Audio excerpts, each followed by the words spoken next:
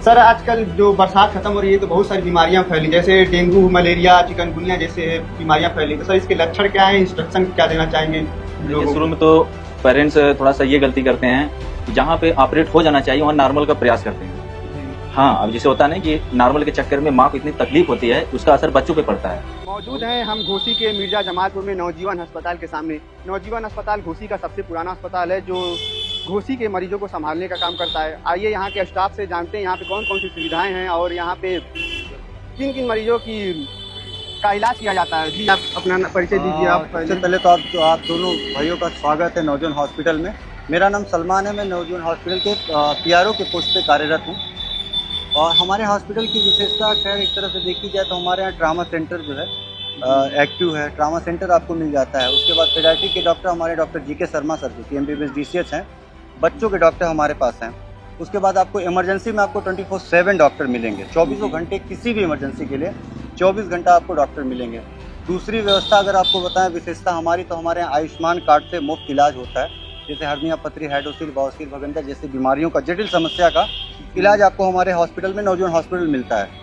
उसके बाद अगर हम बात करें अपने हॉस्पिटल की, तो अभी हाल ही में हमारे यहाँ SBI का कैशलेस हेल्थ इंश्योरेंस चालू हुआ है, जो कि आपको बेनिफिट ये देता है कि बाकी किसी पूरे घोसी में अभी तक ये सुविधा किसी के पास नहीं है, वो हमारे पास है। और तीसरी चीज़ मैं आपको बता दूं, आर्थो की सारी चीज़ें हमारे पास है। ट्रामा सेंटर में जैसे कि आप कह सकते हैं CT स्कैन से लेके अल्ट्रासाउंड हो गया, फिर उसके बाद डॉक्टर हमारे यहाँ 24 घंटे जो है कि उसके लिए आर्थो के डॉक्टर हमारे पास 24/7 है। एक्सीडेंटल कोई केस होता है तो मऊ जाते हैं लोग, काफ़ी टाइम स्पेंड होता है, लोगों को क्रिटिकल मूवमेंट होती है तो टाइम लगता है और तत्काल उन्हें उसके लिए इलाज की जरूरत पड़ती है। तो हमारे यहाँ वो सारी सुविधा उपलब्ध है जो आपको बड़े शहरों में या मेट्रो सिटी में जो चाहिए होती है। तो मैं आपसे रिक्वेस्ट करूंगा कि नवजीवन हॉस्पिटल पे आए। ट्रामा सेंटर एक्सीडेंटल केस हो या फिर पेडियाट्रिक यानी बच्चों का केस हो, वो सारी चीज़ हमारे पास है। अच्छा, स्पेशलिटी यहाँ की क्या है? डॉक्टर मतलब हर किस मरीज के डॉक्टर हैं यहाँ पे आते हैं? हमारे पास डॉक्टर की अगर बात करें तो हमारे पास कम से कम एक बहुत बड़ी लिस्ट है डॉक्टर्स की बात करें तो हमारे यहाँ doctor GK Sharma sir MBBS DCH हैं जो कि पेडियाट्रिक के बाल रोग विशेषज्ञ डॉक्टर हैं जी। दूसरे डॉक्टर हमारे बात करें तो डॉक्टर उषा पाठक मैम है जो कि स्त्री रोग विशेषज्ञ हैं। और तीसरे डॉक्टर की अगर मैं बात करूं तो डॉक्टर साहब शर्मा सर हैं जो कि हमारे यहाँ इमरजेंसी की पूरी देखरेख उनकी जिम्मे है। वो देखते हैं, 24 घंटे हमारे यहाँ अलर्ट रहते हैं। चौथे डॉक्टर की बात करें तो हमारे यहाँ कृष्णा प्रसाद सर हैं जो कि आपका हर्निया पथरी, हाइड्रोसिल, बवासीर जैसे जटिल ऑपरेशन के लिए हमारे पास अवेलेबल है। चौथे डॉक्टर की बात करें आपसे तो हमारे पास ऑर्थो के डॉक्टर हैं, डॉक्टर BK चौहान सर हैं जो कि आपको ऑन कॉल भी आते हैं और डायरेक्टली हमारे OPD के लिए भी आप आर्थो के डॉक्टर हैं। OPD के जैसे कि हड्डी रोग संबंधित किसी भी तरीके की कोई दिक्कत होती है तो आप उनको दिखा सकते हैं। ये सारी चीज़ें हमारे पास। अच्छा, यहाँ पे कितनी बेड की सुविधाएं उपलब्ध? हमारे पास सर इस टाइम बेसिकली अगर देखा तो 42 बेड है हमारे पास। सर आजकल जो बरसात खत्म हो रही है तो बहुत सारी बीमारियां फैली, जैसे डेंगू, मलेरिया, चिकनगुनिया जैसे बीमारियां फैली। तो सर इसके लक्षण क्या है, इंस्ट्रक्शन क्या देना चाहेंगे लोगों को? देखिए, अभी तो जितनी ये संक्रामक बीमारियां हैं जी, सारी बीमारियां बहुत ज़्यादा पैर पसार रही हैं। बट एक मुख्यतः अभी आज हम बात करेंगे डेंगू के बारे में जी। तो डेंगू भी मच्छर काटने से, एक मादा एडीज होती है मच्छर की एक प्रजाति होती है, उसके काटने से डेंगू होता है। और काटने के तीसरे या चौथे दिन से फीवर शुरू होता है। वो तीसरे या चौथे दिन से फीवर शुरू होता है, वो फीवर 3 या 4 दिन या 5 दिन तक रहता है। सबसे मजे की बात है कि लोग ये समझते हैं कि बुखार उतर गया यानी अब डेंगू खत्म हो गया। नहीं, बुखार जब जिस दिन से उतरता है उसके बाद से डेंगू की कॉम्प्लिकेशन शुरू होती है। चौथे या 5वें दिन से अगर कॉम्प्लिकेशन होनी रहेगी तो बुखार आने के 4 दिन के बाद से अगर किसी भी पेशेंट को, हम आपके चैनल के माध्यम से बताना चाहते हैं लोगों को कि डेंगू हुआ कोई बात नहीं, निश्चिंत होकर के अपना सब कुछ करिए। बट डेंगू का फीवर खत्म होने के बाद अगर किसी को तेज पेट में दर्द, लगातार उल्टी, प्लेटलेट का डाउन होना, पल्स का धीमा चलना या धीरे धीरे चलना, उसका वॉल्यूम, उसका प्रेशर कम होना, लगातार उल्टी होते रहना, पेशेंट को बहुत ज़्यादा कमजोरी डेंगू के बाद कमजोरी होती है, बट अगर बहुत ज़्यादा कमजोरी या सुस्ती लग रही हो, ये ऐसे लक्षण अगर आते हैं, या अगर मान लीजिए कि आपने बीपी नपवाया, तो सपोज दैट बीपी अगर किसी का 120/80 है, तो एक टर्निक प्रेशर जिसको बोलते हैं, तो 120 अगर सिस्टोलिक है और डायस्टोलिक 80 है, तो मीन जो होगा, मीन को निकाल लीजिए। 120 और 80 अगर मिलाएं तो 200 और मीन हो गया 100। तो बीपी के कप को अगर हम 5 मिनट तक बांध दें, रोक दें 100 पे, तो यहाँ पैचे जाने लगेंगे। तो ये अलार्मिंग साइन होता है डेंगू का। ये कुछ चीज़ें हैं जिसमें बहुत ज़्यादा ध्यान देने की ज़रूरत है, हमारे डॉक्टर्स बंधुओं को भी, और हमारे पेशेंट जो आते हैं उनको भी ये जानने की बहुत ज़्यादा ज़रूरत है कि कब हमारी तबीयत ज़्यादा खराब हो सकती है। अच्छा, ये भी नहीं है कि प्लेटलेट आपका किसी का 20,000 हो गया, किसी का 10,000 हो गया, किसी का 25,000 हो गया, किसी का 1 लाख हो गया, तो तुरंत प्लेटलेट चढ़ाएं। नहीं, बिल्कुल नहीं। प्लेटलेट 10,000 हो जाए तो भी प्लेटलेट चढ़ाने की जरूरत नहीं है, जब तक कि हमें क्लिनिकल ब्लीडिंग न दिखे। क्लिनिकल ब्लीडिंग मतलब मसूड़ों में खून आ जाना, पेशाब के रास्ते से खून आना, महिलाओं के योनि के रास्ते से खून आना, उल्टी में खून आना, टट्टी में खून आना, अगर ऐसे कुछ लक्षण आते हैं तब हमें प्लेटलेट चढ़ाने की जरूरत पड़ती है, अन्यथा प्लेटलेट चढ़ाने की कोई जरूरत नहीं है। डेंगू में सावधानियां क्या करनी? हाँ, सावधानियां। डेंगू का मच्छर जो है ये सुबह के समय और दोपहर के समय इसी समय काटता है। रात के समय डेंगू का मच्छर नहीं काटता है, सुबह और दोपहर, और वो भी नीचे वाले उसमें। बहुत ज़्यादा ऊंचाई तक डेंगू का मच्छर नहीं मिल पाता है, तो नीचे वालों में काटता है।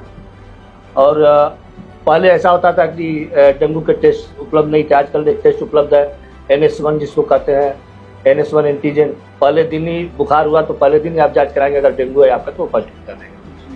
तो जांचें भी बहुत अच्छी आ गई हैं, तो डेंगू की जांच भी करा सकते हैं तुरंत। प्लेटलेट कम हो तो घबराने की कोई ज़रूरत नहीं है। प्लेंटी ऑफ फ्लूइड्स, बहुत ज़्यादा पानी पीजिए, 5 से 6 लीटर, 6 से 7 लीटर पानी। अगर आपको डेंगू हो जाता है तो 6 से 7 लीटर पानी पीजिए, भरपूर फल लीजिए और कंप्लीट आराम करिए। कंप्लीट आराम करिए, बॉडी को रेस्ट की जरूरत है। कितने दिन रेस्ट की? डेंगू अपने आप ही खत्म होने वाली बीमारी है। जो हम एंटीबायोटिक जो हम दूसरी चीज़ें देते हैं, वो कॉम्प्लिकेशन जब आता है डेंगू का, दूसरे बैक्टीरिया जब आक्रमण करते हैं तब हम एंटीबायोटिक चलाते हैं, अन्यथा डेंगू अपने आप ठीक होने वाली बीमारी है। खूब ज़्यादा पानी पिए, आराम करें, और जब प्लेटलेट बहुत ज़्यादा कम हो जाए और ब्लीडिंग होने लगे तो ब्लड और प्लेटलेट चढ़वा लें। ये इसका उपाय है। डेंगू फैलने पर लोगों को कहाँ गलतियाँ हो जाती है कि डेंगू इतना फैल रहा है? जमाव, जहाँ जमाव वाली चीज़ें हैं, देखिए हर जगह जमाव है, हमारे हॉस्पिटल के आगे भी जमाव है। तो कूलर में जमाव है पानी का, कहीं भी देर तक ज़्यादा दिन तक पानी अगर इकट्ठा है तो डेंगू के मच्छर उसको पनपते हैं। तो जमाव वाली चीज़ों को हम लोग अपने पास न रखें। पानी जहाँ भी ऐसा कुछ है तो पानी का बदलाव करते रहें, और सुबह और दोपहर के समय कोशिश ये रहे कि मच्छर हमें ना काटें। मच्छर से सारी बीमारियाँ फैल रही हैं आजकल, बहुत सारी बीमारियाँ मच्छरों से। तमाम सारी ऐसी बीमारियाँ जिनके कुछ बारे में कुछ पता ही नहीं चल रहा है क्या है क्या नहीं है, लेकिन धीरे धीरे सब चीज़ों के बारे में पता चल रहा है कि क्या है। तो हमारे साथ मौजूद थे डॉक्टर संजय वर्मा जी, इन्होंने बताया डेंगू के बारे में, और इन्होंने काफ़ी विस्तार से समझाया। तो उम्मीद है कि आप लोगों को भी समझ में आया होगा, और जो भी आप लोगों को दिक्कतें हैं आप इनसे संपर्क कर सकते हैं। नमस्कार, धन्यवाद। जी डॉक्टर साहब, जो आजकल बच्चे आ रहे हैं, किस प्रकार की ज़्यादा बीमारी रहती है उन लोग, मतलब क्या ध्यान नहीं दे पा रहे हैं? देखिए, शुरू में तो पेरेंट्स थोड़ा सा ये गलती करते हैं कि जहाँ पे ऑपरेट हो जाना चाहिए वहाँ नॉर्मल का प्रयास करते हैं। जी हाँ, अब जैसे होता है ना कि नॉर्मल के चक्कर में माँ को इतनी तकलीफ होती है, उसका असर बच्चों पे पड़ता है। वही बच्चों को पड़ेगा, ऑक्सीजन की कमी होती है, उनके सेल्स दबे रह जाते हैं, किसी प्रकार ग्रोथ नहीं आ पाता है, और लास्ट में ये होता है कि बच्चा जन्म लिया लेकिन उसकी जन्म लेना न लेना व्यर्थ है, दिमाग से गड़बड़ हो जाता है बच्चा। तो सही चीज़ यही, अगर बच्चे में भाई सही चीज़ देखा जाए तो बहुत तकलीफ के साथ न, उसमें अगर नहीं हो रहा तो उसको ऑपरेट कराने की कोशिश करिए। ये से क्योंकि उसमें अगर माँ को तकलीफ होगा तो बच्चों को होना ही होना, और उसकी वजह से माँ में झटका बन जाता है बच्चे में, फिर उसके बाद कुछ झटका बनता है, उसको एक्लेम्सिया कहते हैं। अगर माँ में झटका बनता है, बीपी का बढ़ना होता है, झटके बन जाता है, फिर बच्चे में वो चीज़ें आने लगती हैं, बच्चा सुस्त होकर गड़बड़ हो जाते हैं, नीला पड़ जाते हैं, ऑक्सीजन वहाँ कमी हो जाती है। ये चीज़ें आगे के लिए उनके लिए दिक्कत है। अच्छा, बच्चों के बारे में क्या कहना चाहेंगे अगर? तो कहना क्या चाहेंगे, कहना यही चाहेंगे कि उनके देख रेख में, मतलब कि माँ के देख रेख, जी। अगर माँ पे केयर किया जाए तो वो चीज़ें उन पे अच्छा रहेगा। अच्छा, बच्चों के स्वास्थ्य के लेकर आप क्या कहना चाहेंगे? स्वास्थ्य लेकर के यही कहा जाए कि उसमें टाइम से जो है खान पीन का व्यवस्था रहे और थोड़ा सा खाने पीने का जो उनका सिस्टम अलग होना चाहिए। जी। अब एक ही चीज़ जैसे हमेशा देने से भी बच्चे पसंद नहीं करते हैं। जी। और जैसे आजकल के मार्केट में एक से एक चीज़ें आ रही हैं, चॉकलेट आ रही हैं, कुरकुरे ये सब आते हैं, कम से कम मतलब ये नहीं कि खाने नहीं चाहिए, जी। लेकिन हाँ बहुत ज़्यादा प्रयोग न करना शुरू करें। ग्रोथ को कमी आती है तो उसकी वजह से हर चीज़ डाउन होने लगता है। अच्छा, देखा जाता है गांव में जो महिलाएं होती हैं उनके बच्चे जो होते हैं कुपोषण का शिकार हो जाते हैं। यहाँ पे भी बहुत समस्या देखने को मिलती है, तो इसको लोगों को जागरूक कैसे किया जाए? देखिए, कुपोषण का शिकार होने का मतलब उसमें कुछ ऐसे चीज़ें होते हैं। अब जैसे पहले का जो चीज़ होता है कि अगर अब की जो औरतें हैं, अगर प्रेगनेंसी रुकता है तो हर चीज़ बंद कर देते हैं, कुछ नहीं करना, रिलैक्स करना, उसमें ये नहीं होना चाहिए। उसमें थोड़ा तो मूवमेंट जरूरी होता है। मूवमेंट होगा, उनके मूवमेंट होने से बच्चे का मूवमेंट होता है। जी। हाँ, अब जैसे होता है ना कि पहले के लोग जो है कुछ भी करते थे तो ये नहीं देखते थे नहीं क्या होगा क्या नहीं, अपना थोड़ा बहुत करते रहते थे। अब क्या है, अगर ऐसा कुछ हो गया तो एकदम से ठप हो जाता है काम का। इसका ये भी कारण है। माँ को ज़्यादा हाँ, माँ को अब ध्यान देने, मतलब कि समय समय पे जो भी पोषण आहार लेना चाहे वो ले सकते हैं। जी। हाँ, अब जैसे एकदम से कहीं उनका मन करे कुछ और, अब हर चीज़ ज़्यादा प्रयोग करें तो अच्छा चीज़ है, ये चीज़ है। हाँ।